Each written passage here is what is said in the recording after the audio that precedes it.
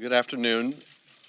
I've now had a chance to review in detail the notes of the call between the President of the United States and the President of Ukraine, as well as the legal opinion drafted by the Department of Justice in an effort to prevent the whistleblower complaint from coming to our committee. And I have to say that I'm shocked by both. The notes of the call reflect a conversation far more damning than I or many others had imagined. It is shocking at another level that the White House would release these notes and felt that somehow this would help the president's case or cause. Because what those notes reflect is a classic mafia-like shakedown of a foreign leader. They reflect a Ukrainian president who was desperate for U.S.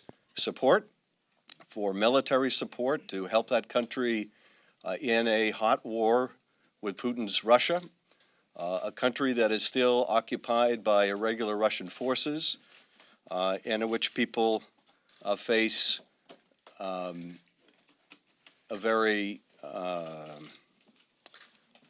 dangerous and continuing and destabilizing action by their aggressive neighbor. And at the same time, a President of the United States who immediately after the Ukraine president expresses the need for further weapons, tells the Ukraine president that he has a favor to ask. The president communicates to his Ukrainian counterpart that the United States has done a lot for Ukraine. We've done an awful lot for Ukraine, more than the Europeans or anyone else has done for Ukraine, but there's not much reciprocity here. This is how a mafia boss talks. What have you done for us? We've done so much for you, but there's not much reciprocity. I have a favor I want to ask you. And what is that favor? Of course, the favor is to investigate his political rival, to investigate the Bidens. And it's clear that the Ukraine president understands exactly what is expected of him and is making every effort to mollify the president.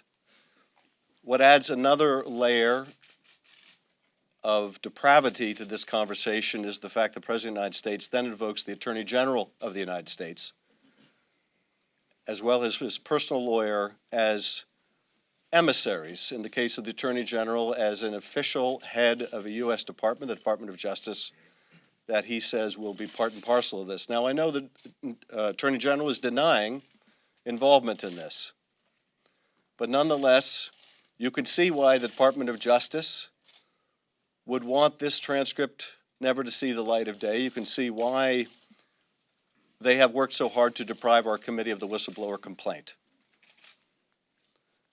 And in fact, the opinion by the Justice Department is startling in its own regard, because in that opinion, the Department of Justice advances the absurd claim that the Director of National Intelligence has no responsibility over efforts to prevent foreign interference in our elections. Well, that will come as news, or at least it should, to the Director of National Intelligence, who is charged, among other things, with detecting foreign interference in our elections and with reporting to Congress about foreign interference in our elections. But it is apparently the view of this Justice Department that the Director has no jurisdiction in this area. And it is a sad fact that the Director of National Intelligence would agree to be bound by that view, that the Director of National Intelligence would adopt the view that he had no jurisdiction over an effort to seek foreign interference in our election. That will be the subject of our hearing with the Director tomorrow. What's more, that Department of Justice opinion doesn't even preclude the Director from providing that complaint to our committee, and yet he has withheld it in violation of the law. But the fact that the President of the United States would invoke the Attorney General sends a further message to the Ukrainian president that this is not just me asking, this is not just Rudy Giuliani asking, this is the United States government asking, and we plan to effectuate that through the Department of Justice. Whether those steps have taken place yet or not, or whether those steps have now been prevented by the whistleblower complaint and all that has followed from that revelation. So here we have the President of the United States engaged in a shakedown of a foreign president, a President of the United States even as he is withholding vital military support to an ally, asking a favor of that ally to investigate his opponent. And just by way of background here, so we know what's at stake, in 1994, we tried to get Ukraine to give up nuclear weapons it inherited from the Soviet Union. They were reluctant to do so because those weapons might be a guarantee against aggression by their neighbor, that is, by the Soviet Union. But we and our allies persuaded the Ukrainians nonetheless to give up those weapons, and we assured Ukraine that we would help guarantee its territorial integrity. Well, Russia would then invade Ukraine, and over the years since that invasion, the United States has provided, albeit not enough, military support to Ukraine. But the most recent support to Ukraine was held up by this president, hundreds of millions of dollars, for reasons that the president would not and the secretaries were not able to communicate even to leaders of their own party, like Mitch McConnell, who said yesterday that he couldn't find out why this aid was being withheld.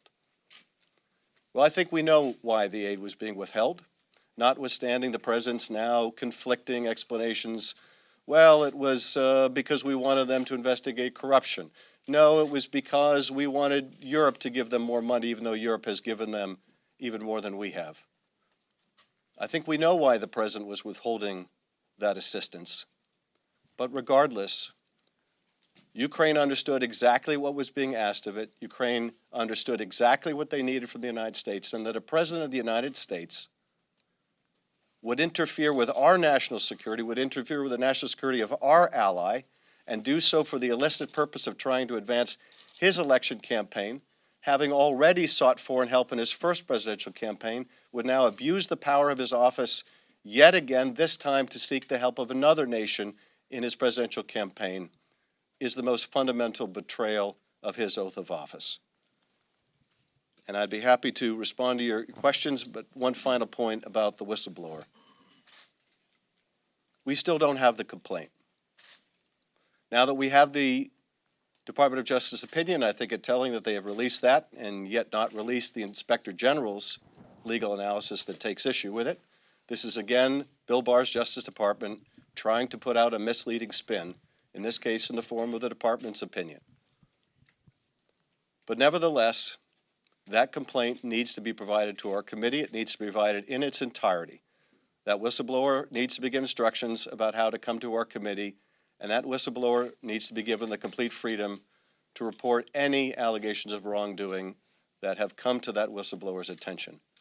We will not brook any kind of interference given how pervasive this cover-up apparently is. Now I'll be happy to answer your questions. Yes. Can you, the White House says that this call summary proves that there was no quid pro quo because the withheld military aid never even came up in the conversation. What's your response to that? My response is the president of Ukraine brought up his country's need for military assistance, and immediately thereafter, the president of the United States said, I have a favor I want to ask of you, and would not let the subject go. There was only one message that that president of Ukraine got from that call, and that was, this is what I need. I know what you need. Like any mafia boss, the president didn't need to say, that's a nice country you have. It'd be a shame if something happened to it, because that was clear from the conversation. There is no quid pro quo necessary to betray your country or your oath of office, even though many read this as a quid pro quo. I'm not concerned whether it is a quid pro quo or not. Ukraine understood what this president wanted. He made it abundantly clear. He made it redundantly clear. He had his emissaries making it clear. And Ukraine knew what it needed to do if it wanted to get military assistance, and that is help the President of the United States violate his oath of office. So what specifically do you see as the impeachable offense here? Well, I think in its most naked form, and this is what our inquiry is going to look into, the President has now admitted the notes of this call, and we don't even know if these are the complete notes of that call, indicate the President of the United States shaking down a foreign leader, essentially undermining the national security of this country for a personal political gain, and one that violates his oath of office. So it is very powerful evidence of that kind of potential impeachable offense. But we want to get the full facts before the American people, and we also want to make sure we take corrective action. And I want to thank the whistleblower. We still don't know whether this is the subject of the whistleblower's complaint, but I think this single courageous individual may have had the effect of forcing the White House to provide Ukraine with this funding, knowing that these matters were going to come to light. But this whistleblower has already had a tremendous impact in exposing wrongdoing of the President of the United States and helping protect our national security in a way that his or her boss was unwilling to do. And by that, I mean the director as well as the President of the United States. You have resisted calls for impeachment for some time. Yesterday, you came out in support of what the Speaker announced. After seeing what you saw in this transcript, is there any doubt in your mind that House Democrats will move to impeach this president? I don't want to get ahead of ourselves here. I think what we have learned, what has been admitted, and now what we see in writing is about as damning as you can imagine. It will be a decision for us when we conclude our investigative work whether to bring this or other matters in the form of articles to a vote. And we'll cross that bridge when we come to it. But no one should have any illusions about the seriousness of what is already uncontested. And that is the President of the United States has betrayed his oath of office and sacrificed our national security in doing so. And that, I think, is quintessentially what the framers were concerned about. I think it's quintessentially what the framers thought was the sum and substance of what might warrant a president's removal from office. So I don't want to understate the significance of what's already been revealed, but I also don't want to get too far ahead of ourselves. Yes.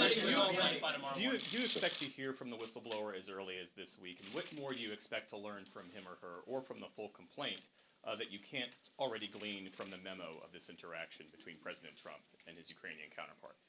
Well, I certainly hope to hear from the whistleblower this week, and perhaps as soon as tomorrow after the director testifies. But that whistleblower is trying to make sure that that whistleblower is not subject to any further retaliation. And I say further because the president has already retaliated against him or her, retaliated by suggesting that the whistleblower is disloyal to our country. Maybe they're representing some other country, that they're a partisan hack, that they have some hidden bias. So there's already been retaliation by the president. And I would have thought and I would have hoped that the Director of National Intelligence would have spoken out publicly in defense of his employee or contractor. That is someone reliant on the director to protect them. So I don't know whether it will happen tomorrow or not. I can tell you the whistleblower, I think, is eager to come and meet with our committee. This is already a month overdue, at least a month overdue. And we are determined to make sure that that whistleblower has that opportunity. What's more, that no one is sitting next to them trying to put a gag on what they can say. Thank you, Chairman. I know the election specifically is not your foremost concern, but if I'm not mistaken, today is 131 days until February 3rd. That's the Iowa caucus.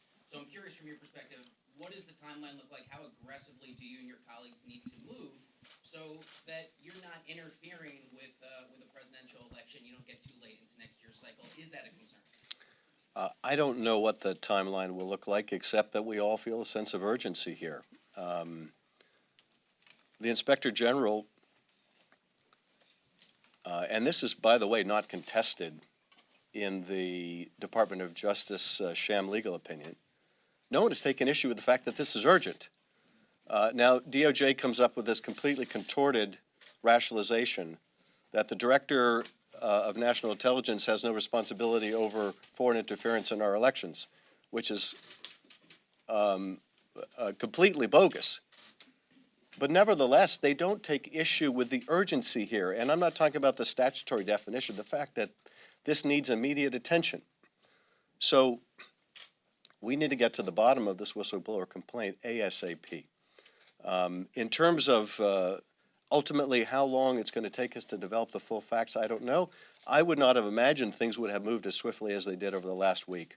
But the cascade of admissions by the president, by Rudy Giuliani, who now gives the bizarre explanation that the State Department was involved in urging him to undertake these activities on behalf of the president to investigate his rival.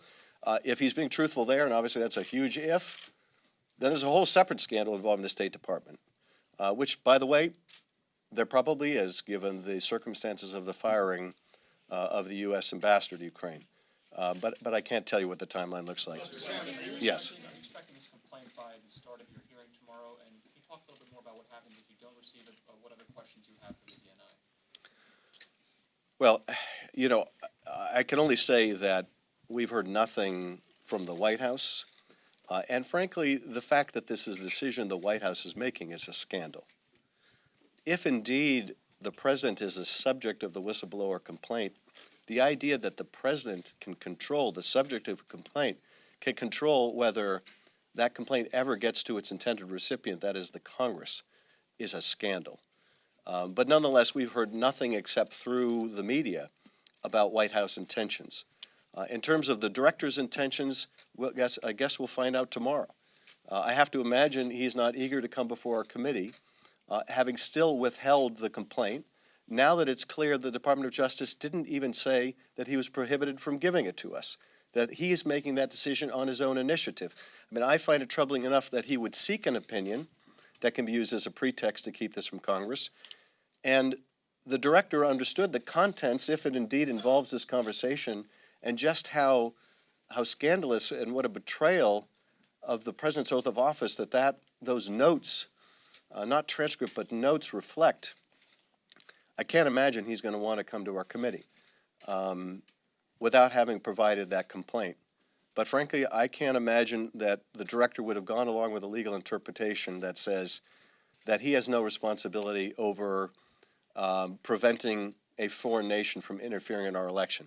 Will you hold him in contempt if that complaint does not reach you? I'm not going to discuss what repercussions will follow if there's continuing obstruction of Congress and continuing violation of the law. We'll make that decision when it comes. Thank you very much. What happens with your committee now once you get this?